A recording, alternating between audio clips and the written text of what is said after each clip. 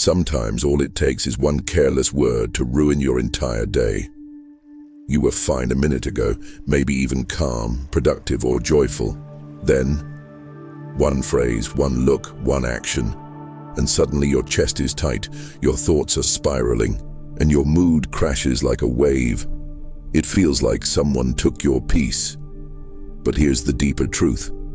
No one can steal your peace without your permission. That emotional spiral, it didn't come from them. It came from your nervous system, interpreting a threat, real or imagined, and reacting on autopilot. Emotional control doesn't mean suppressing your feelings. It doesn't mean pretending you're unbothered while your mind burns. It means something much more powerful. It means developing the ability to pause, to slow down the storm inside before it becomes your voice, your action, your regret. In this video, we'll walk through 7 powerful principles for emotional control inspired by Stoicism. Not to become emotionless, but to become unshakable. To stop handing your power away. To stop letting outside chaos decide your inner reality. Each principle includes examples, mindset shifts, and a simple yet powerful practice. Let's begin. 1. Learn to pause before you react. Most people live in reaction mode, a life ruled by reflex. Something happens, a criticism, a traffic jam, a rude comment, and boom, they respond instantly with anger, sarcasm, blame, or panic. But that instant reaction, it's not actually you. It's a pattern, a nervous system firing on survival mode, a default setting you never consciously chose. Think about that. How often are your emotions just echoes of old programming? Reactions passed down from childhood, from society, from trauma, from years of running on autopilot. Emotional mastery doesn't mean not feeling. It means being present enough to interrupt the old script. It means inserting a moment of stillness between stimulus and response. And in that moment, reclaiming your authority. That space is where your real power lives. It's the difference between burning a bridge and building a boundary, between regret and respect, between emotional chaos and inner command. Most people never realize how many of their battles were self-created, not because of what someone said, but because of how quickly they reacted to it. Here's the truth. You can't always control what happens, but you can always control how you meet it. Pausing gives you ownership of your response, not because you're passive, but because you're powerful enough not to be puppeteered by emotion. You've trained yourself to respond with intention, not just react from impulse. It's like holding a sword. Without pause, your instinct might be to swing it wildly, to defend, attack, or prove. And in the process, you hurt the people you love, or sabotage your own goals. But with awareness, you sheath it. You examine the situation. You choose when and how to use it, or not at all. That's emotional discipline. That's self-respect in motion. Andrew sat in a meeting where his idea was publicly shot down. His chest tightened, his mind flared. The old version of him would have snapped back, cut someone down to prove himself. But now, he paused. 1 breath, 2, 3, and simply said, "Thanks for the feedback. Let's revisit it later." That short pause, it changed everything. It diffused the tension. And more importantly, it preserved his own dignity. He walked out of that room proud of how he handled himself, because he didn't let the heat of the moment dictate his identity. Here's a tool to practice, and it works anywhere. The 3-breath rule. When you feel triggered, stop. Take 3 slow, silent breaths. Count them in your mind. Inhale, exhale, repeat. Notice what shifts. Your heart rate slows, your voice softens, your thoughts clear. That breath is your anchor. It tells your nervous system, I'm safe. I don't need to fight. I don't need to flee. I can choose who I want to be right now. It's like installing a circuit breaker on your emotional wiring. It stops the overload. It keeps you from short-circuiting under pressure. And here's the part most people miss. The pause isn't weakness. It's restraint. It's power, channeled. The difference between a wildfire and a forge. One destroys everything in its path. The other builds something useful. The person who pauses leads. They lead themselves first, which is the foundation of leading anything else. Because in a world that reacts without thinking, the one who pauses becomes a force of stability. They become unshakable. 2. Stop expecting others to think like you. Most frustration isn't caused by what people do, but by what we expect them to do. Especially when those expectations are silent, unspoken, and rooted in how we would behave. You remember birthdays, respond to messages, show up early, think ahead, take responsibility. So when someone else doesn't, it feels personal. But it's not. It's not betrayal. It's difference. You are holding others to a rulebook they've never read. And the truth is, not everyone sees the world through the same lens. You might value honesty above comfort. They might prioritize harmony over truth. You might interpret silence as neglect. They might see it as respect. When we expect people to act like us, we create a constant loop of disappointment because in every interaction, there's an invisible script we think they're supposed to follow.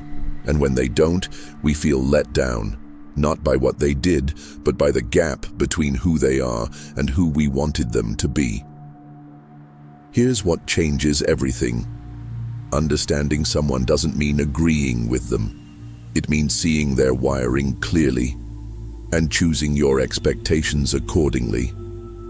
Lisa always remembered her friends' birthdays.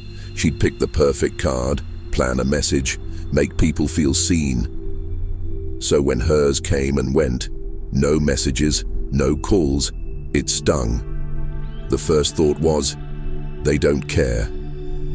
But eventually she asked herself, am I expecting me from them? That question softened her. It didn't erase her feelings, but it made space for compassion. She realized they weren't trying to hurt her. They just didn't operate the way she did. And instead of fighting that truth, she started accepting it, with clearer boundaries and more peace. So try this. Whenever you feel let down, ask, what was I expecting? Did I communicate that expectation clearly? Was it fair to assume they'd do what I would do? Then write this sentence and sit with it. They are not me, and I accept that. You'll find that a lot of tension melts the moment you stop holding people hostage to your mental mirror. You can still have standards. You can still express needs. But when you release the need for people to act like you set them free. And you set yourself free too. 3. Detach from the need to always be right. So many arguments are not really about the topic at hand. They're about control, about ego, about needing to win something. It's not, you said this and I said that. It's, I need you to agree with me, or I feel threatened. This isn't about logic. It's about identity. Because when your sense of worth is tied to being right, then disagreement starts to feel like disrespect. You stop hearing ideas and start hearing insults. And that's the fastest way to turn a conversation into a battlefield. Let's get honest. Trying to be right all the time is exhausting. You feel tense. You rehearse arguments in your head long after they're over. You turn every difference of opinion into a referendum on your intelligence, your morality, your value. And even when you win, it rarely feels good, because deep down you know what it cost you. maybe your peace, maybe your dignity, maybe the relationship itself. Being right at the expense of connection is not really a win. The Stoics knew this. They taught that peace of mind was the highest form of strength, not victory in debate. Because a calm mind can build a calm life, but a reactive one, that builds walls. Marcus Aurelius wrote, "You always own the option of having no opinion." That's radical in a world addicted to proving itself, to choose peace over pride, to value understanding more than dominance. Here's the thing. When you need to be right, your nervous system stays on high alert. You're not listening, you're defending. You're not understanding, you're preparing your next counterpoint. You're scanning the conversation not for insight, but for ammo.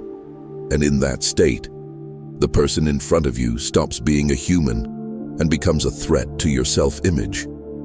But what if being misunderstood didn't have to be a problem?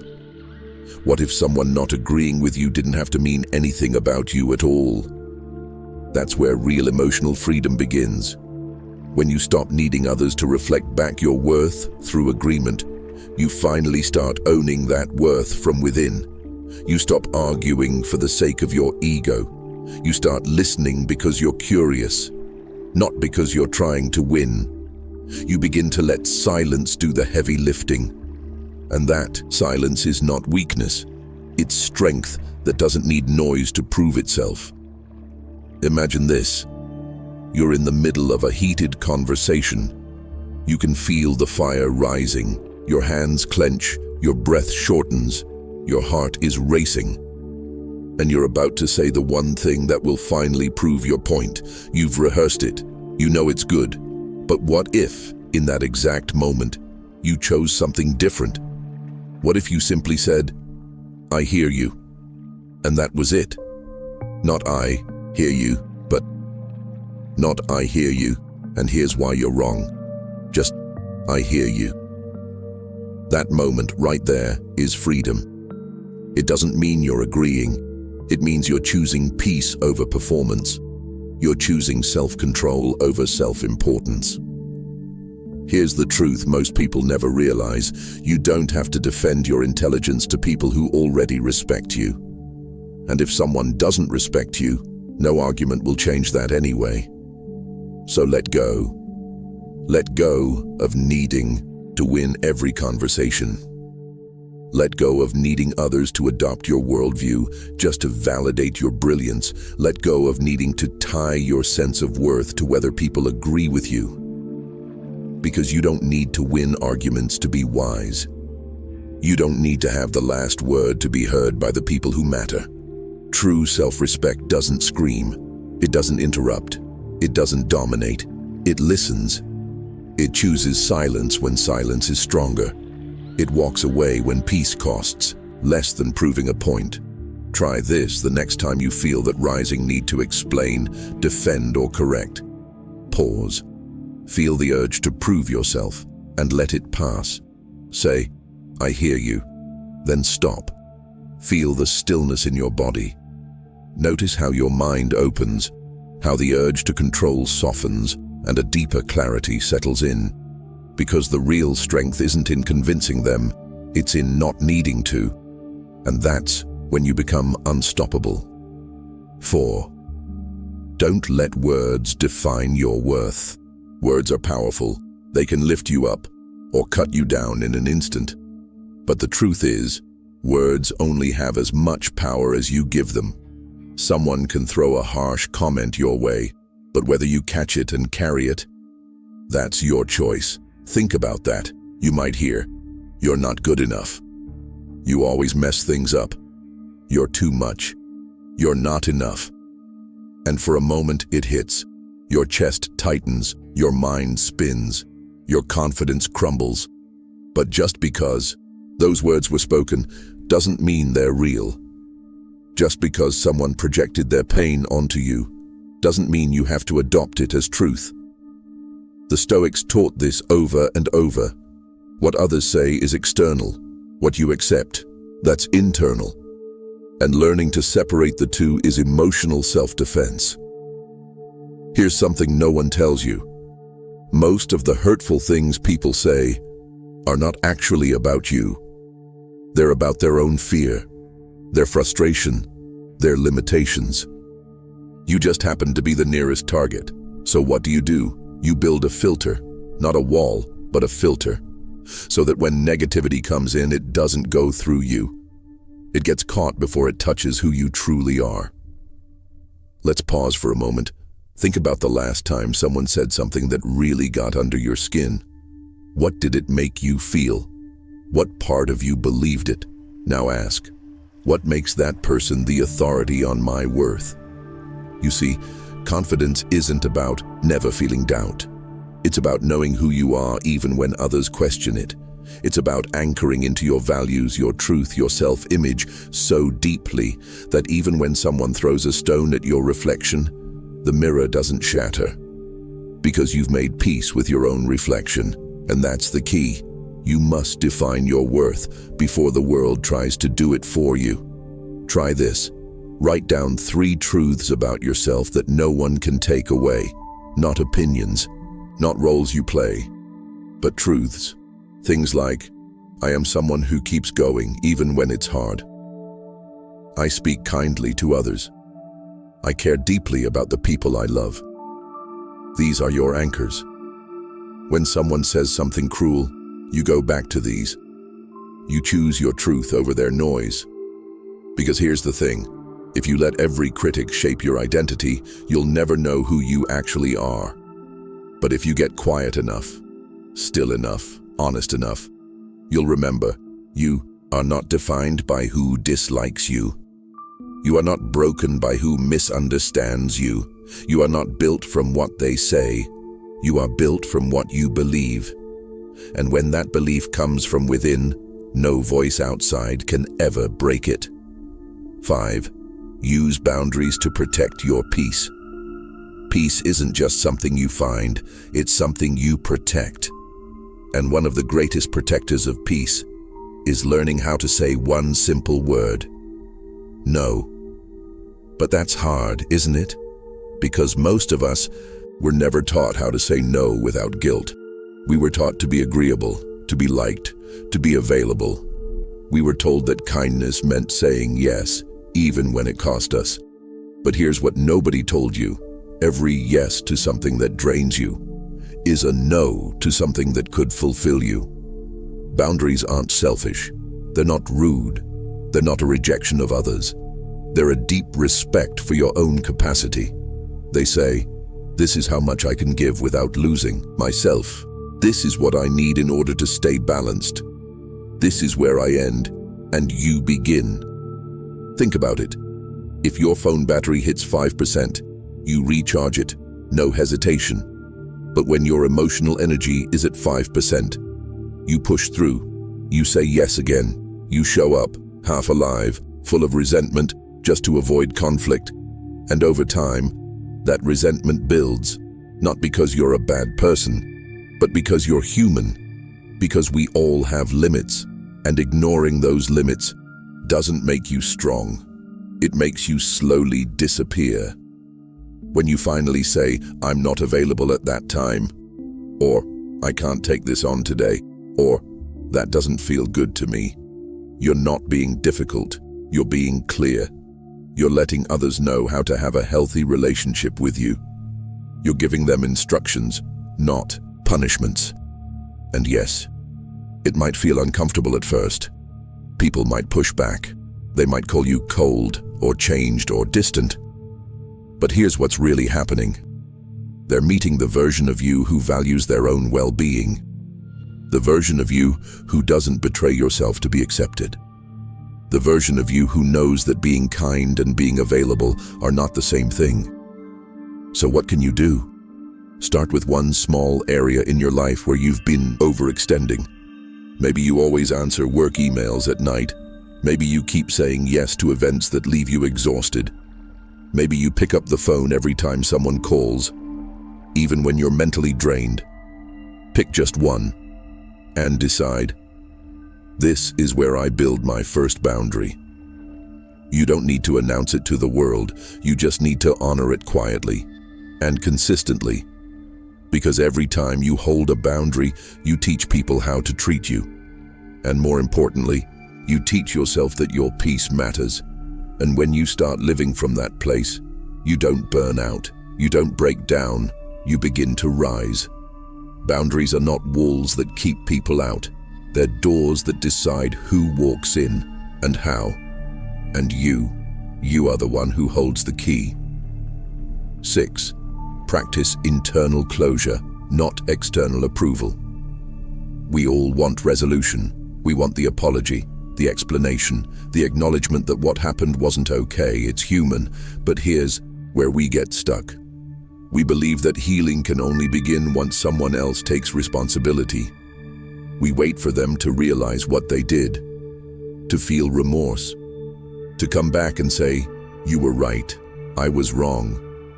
And while we wait, life stands still.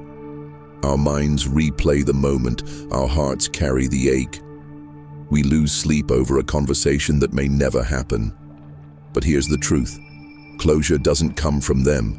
It comes from you. You don't need their validation to move forward. You don't need their permission to let go. You don't need them to rewrite the past for you to write a better future, because sometimes they won't get it.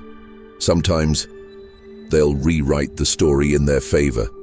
Sometimes they'll move on while you're still bleeding. And if your healing depends on their awareness, you give them power over your peace. So what does internal closure look like? It looks like acceptance, even without agreement. It looks like choosing to stop looking for answers you may never get. It looks like realizing that the chapter may never have a perfect ending. But you still get to turn the page. Think of it like this. Imagine holding a heavy suitcase filled with regret, confusion, and unmet expectations. You're standing at the gate of a beautiful garden, the next season of your life. But the suitcase won't fit through the door. You have a choice. Wait for the person who packed it to come back and unpack it with you, or open it yourself, thank it for the lessons, and leave it behind. That choice is closure. You don't need to deny what happened. You don't need to pretend it didn't hurt. You just need to say, "This is how it was. This is what I learned. And this is where I go from here." Let's be real. It's powerful to forgive. But even more powerful is forgiving yourself for waiting so long for something that may never come. You're not weak for wanting closure. You're simply ready to stop giving your peace away to someone who may never return it. So today, ask yourself, what am I still waiting for? Whose words, actions, or validation am I still chasing? Then tell yourself, I choose to begin my healing, even without their apology. I close this door, not with anger, but with love for myself. Because emotional freedom isn't about what they say or do. It's about what you decide to carry forward. And when you stop waiting for closure to arrive from the outside, you start building peace from the inside. That's when the healing begins. Not because someone came back and fixed it, but because you stood up and chose yourself. 7. Let go of the emotional baggage. Some baggage is easy to see. A broken relationship, a betrayal, a missed opportunity you can't stop replaying. But the most dangerous baggage is subtle. It hides in your tone of voice. It shows up in how you trust or don't. It slips into your decisions, your relationships, your view of the world, all without saying a word. You carry it not because you want to, but because at some point, your nervous system thought it was safer to hold on. A harsh comment that made you question your worth. A time you failed and swore never to try again. A moment you were left behind and decided you'd never let yourself depend on anyone again. These emotional weights become armor, but over time, they stop protecting you and start weighing you down. Here's the hard truth. You cannot fully step into who you're becoming if you're dragging around the version of you that was hurt and never healed. Letting go doesn't mean forgetting. It doesn't mean saying what happened was okay. It means choosing peace over pain, even when the pain feels justified. Because no matter how right you are to feel what you feel, there comes a point where it stops serving you. Think about this. Imagine walking with a heavy backpack. You've worn it for years, so long, you've forgotten what it feels like not to carry it. But one day, someone offers you an open path, a new opportunity, a new relationship, a new version of life. You go to step forward and realize you're too weighed down to move. You have to decide, will I keep carrying what's been with me the longest, or drop it to move toward what I need most? That decision is never easy, because pain becomes familiar. Bitterness becomes identity. We say things like, that's just who I am now. I don't trust easily. I'm always waiting for the other shoe to drop. But none of that is who you really are. It's just who you became when life demanded survival instead of peace. You don't owe your past any more of your present. So ask yourself, what am I still holding on to that's weighing me down? What emotions have overstayed their purpose? What belief about myself or others no longer fits the person I want to become? Maybe it's anger at someone who never apologized. Maybe it's shame from a mistake you made years ago. Maybe it's resentment toward life for not being fair. Whatever it is, it doesn't have to come with you. Letting go isn't a single moment. It's a practice. Some days you'll release it effortlessly. Other days, you'll have to remind yourself every hour, I no longer carry this. I choose peace.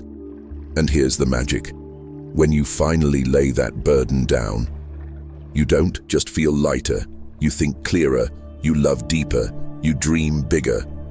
Because now, there's space.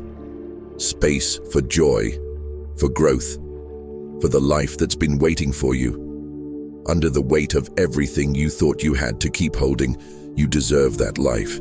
Not someday, not when everything's perfect. Now. So start here. Breathe. Say out loud, I give myself permission to release what no longer serves me. And imagine your future self, the one not weighed down by the past, smiling back at you with gratitude, because they've been waiting for you to let go. So you can finally become who you were always meant to be. You've just taken a powerful step. You've explored what it means to lead your emotions, not be led by them. To protect your peace, to choose your response, to drop the weight you were never meant to carry. And that choice, it changes everything. Because emotional control isn't about being cold or detached.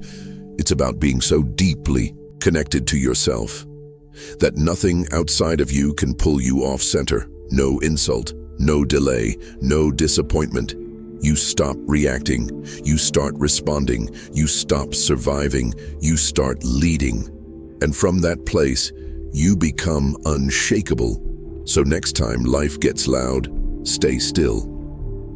Next time someone tries to shake you, and stay grounded. And next time you feel your peace slipping away, remember, it's always been yours to protect. If this message resonates with you, if something deep inside whispered yes as you listened, then this is only the beginning. Because the path to becoming unshakable isn't about learning everything at once. It's about showing up. One video, one shift, one breath at a time. So if you're ready to grow stronger, if you're ready to be free, if you're ready to remember who you were before the world told you who to be, subscribe to the channel. And thank you, truly, for choosing to be your true self.